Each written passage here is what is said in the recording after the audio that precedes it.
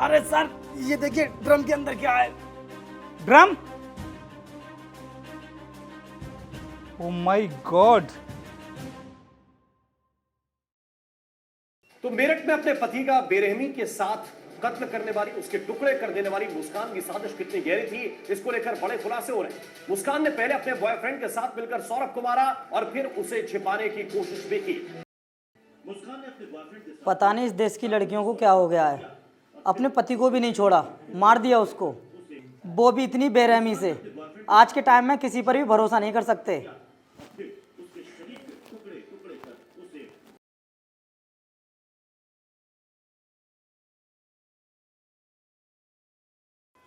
पुराने खंडर पर 3 लाख रुपए लेकर आ जा, वरना मर्डर का झूठा केस बनाकर तुझे जेल के अंदर करा दूंगा। कौन है ये जिसने मुझे ये मैसेज भेजा है और मुझे जेल के अंदर क्यों डलवाना चाहता है? एक काम करता हूँ, इसकी सूचना ना पुलिस को दे देता हूँ। पुलिस को बताने की गलती भी मत करना, क्योंकि हर समय हमारी नज़र तेरे ऊपर है। अरे कौन है ये और मेरे पीछे क्यों पड़ रहा है?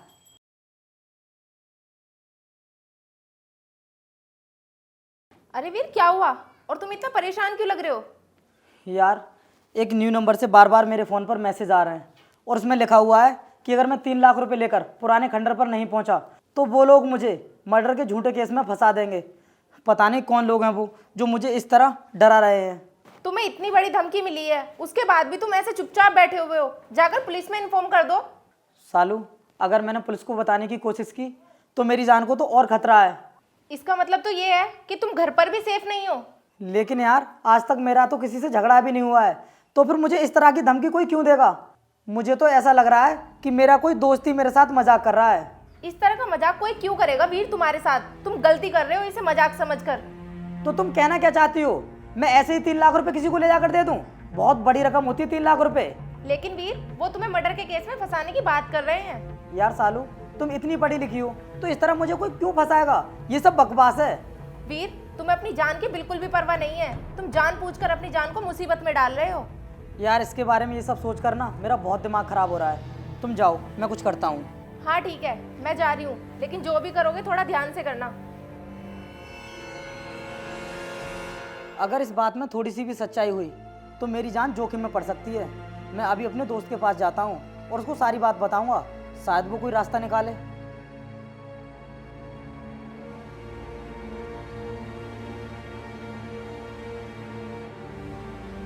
यहाँ तो मेरे जूते रखे थे, जूते कहाँ गए मेरे? चलो कोई बात नहीं, दूसरे पहन लेता हूँ।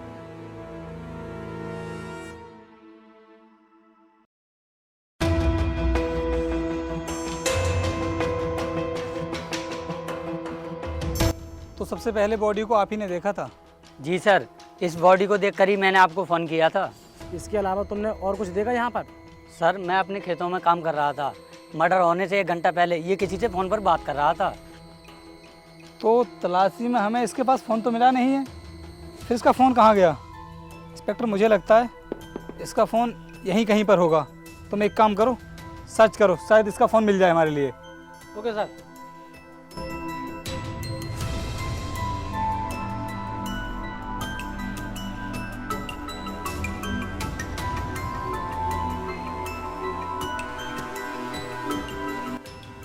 सर मिल गया फ़ोन, लेकिन सर ये फ़ोन पूरी तरह से टूट गया है। ये देखिए। कोई बात नहीं, एक काम करो, इस फ़ोन को सर्विस सेंटर भिजवा दो। इसके अंदर जो भी डेटा होगा वो हमारे सामने आ जाएगा और ये भी पता चल जाएगा कि आखिरी बार इसने किसको कॉल किया है। और बॉडी को फॉरेंसिक भेजने की तैयारी करो। तो मुझे एक बात बताओ, जब तुम अपने खेत में काम कर रहे थे तो तुमने इसके पास में किसी को आते जाते हुए देखा? हाँ सर, एक लड़की ज़रूर निकल कर गई थी यहाँ से। कौन थी लड़की? तुम उसको जानते हो क्या? सर ऐसे तो मैं उसे नहीं जानता, अगर वो मेरे सामने आ गई तो मैं उसे पहचान जरूर लूँगा। चलो ठीक है, अभी तुम जाओ, जब हमें तुम्हारी ज़रूरत होगी तो हम तुम्हें बुला लेंगे। ठीक है। तुम फॉरेंसिक भेजने की तैयारी करो। ठीक है सर। कांस्टेबल तुम मेरे साथ आओ।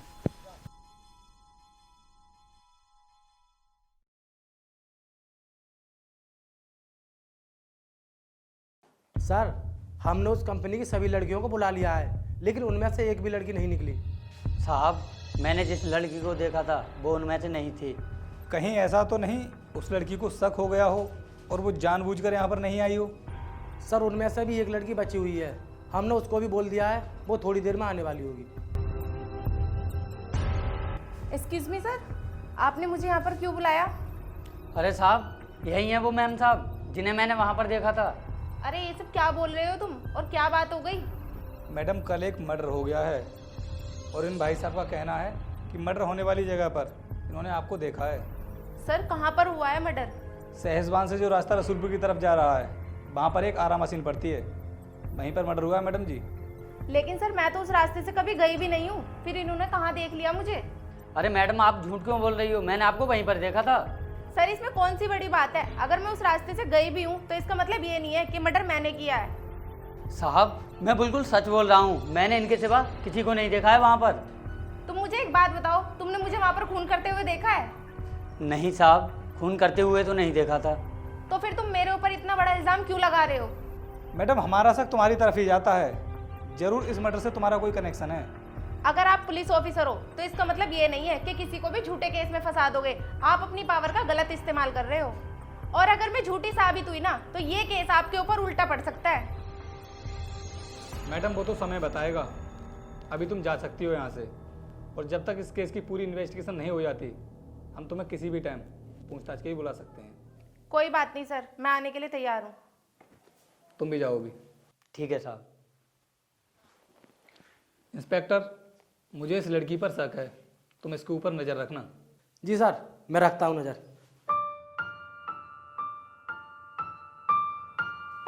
सर जिस आदमी का खून हुआ है उसके भाई और उसके दोस्त आए हैं।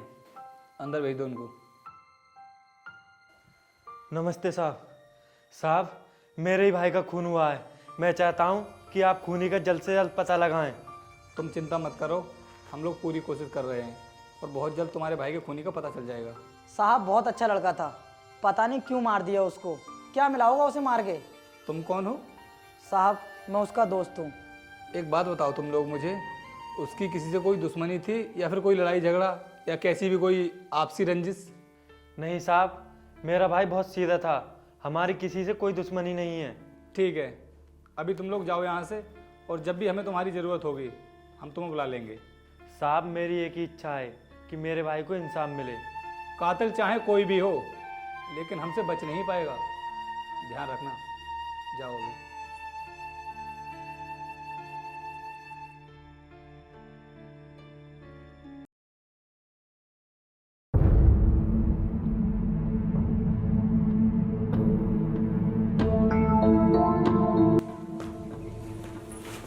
अच्छा तो अब आप लोग मेरे घर तक आ गए, क्यों?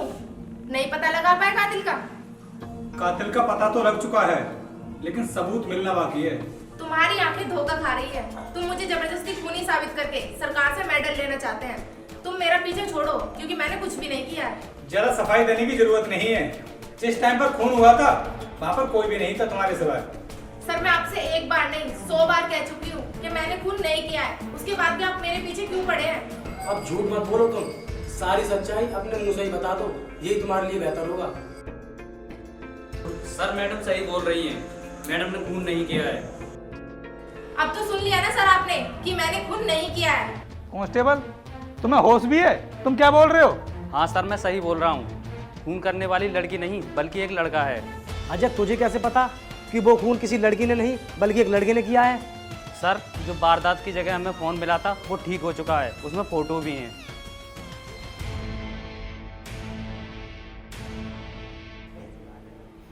अरे इसमें तो किसी जेंट्स के जूतों के फोटो हैं, इसका मतलब ये मर्डर किसी लड़की ने नहीं किसी लड़के ने किया है। सर अब तो आपको पता चल गया ना कि खून मैंने नहीं किया। अब मेरा पीछे छोड़ो और आप मेरे घर से जा सकते हो। मैडम हम माफ़ी चाहते हैं जो हमने बेवजह आपके ऊपर शक किया, चलते हैं हम लोग।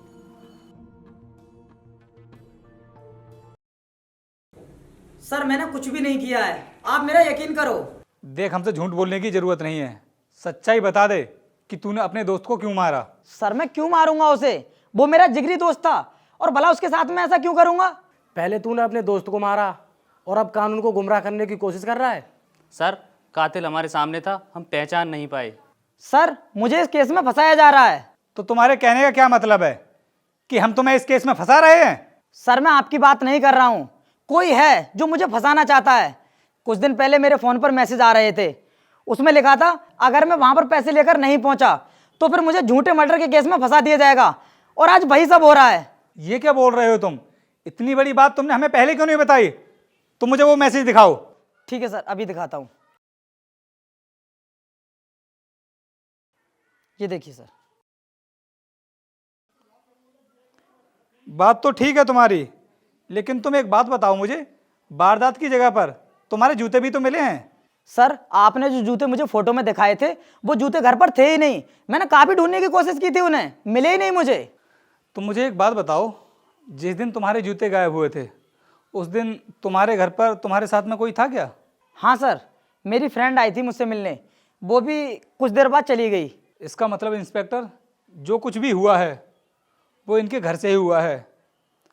हमें इनके घर की तलाशी लेनी होगी, शायद हमें कुछ मिल जाए।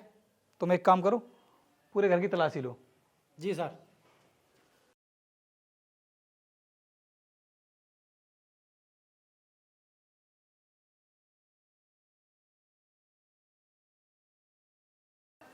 सर घर के अंदर तो कुछ नहीं मिला।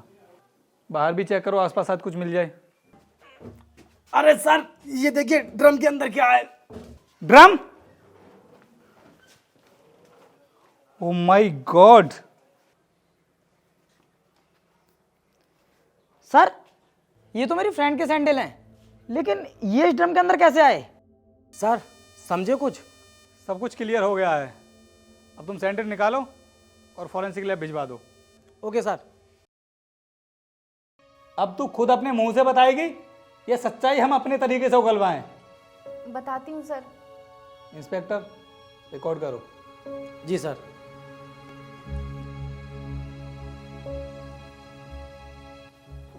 सर वीर को 3 लाख रुपए का मैसेज मैंने ही किया था। मैं उससे मिलने के बहाने उसके जूते लेने गई थी। हाथ में तो मैं जूते लेकर नहीं आ सकती थी, इसलिए मैंने अपनी जूती वहीं पर छोड़ दी और उसके जूते पहन कर आ गई। यहाँ तक तो समझ आता है, लेकिन आगे क्या हुआ? सर खून मैंने ही किया था वीर के जूते पहनकर, और उसी के फोन से जूतों की फोटो खींचकर फोन को तोड़कर झाड़ियों में फेंक दिया। क्योंकि तुम जानती थी कि जब पुलिस इन्वेस्टिगेशन करेगी तो पुलिस के हाथ फोन जरूर लगेगा, और जूतों का फोटो तुमने इसलिए खींचा था ताकि पुलिस का शक वीर की तरफ जाए और तुम आसानी से बच जाओ। हाँ सर, सोचा तो मैंने भी यही था, पर मुझे नहीं पता था कि सब कुछ उल्टा हो जाएगा। लेकिन तुम मुझे एक बात बताओ, तुम तो वीर से बहुत प्यार करती थी, वो तुम्हारा बॉयफ्रेंड था, फिर तुमने अपने ही बॉयफ्रेंड को ब्लैकमेल क्यों किया? मैं उससे प्यार नहीं करती थी, मैं तो सिर्फ उसको यूज कर रही थी। थोड़े से पैसों के लिए तुमने एक इंसान की जान ले ली। तुमने एक बार भी नहीं सोचा कि मुजरिम कितना भी शातिर हो लेकिन कानून से बच नहीं सकता। तुमने जो गलती की है ना, इसके लिए तुम्हें तो फांसी होगी, फांसी।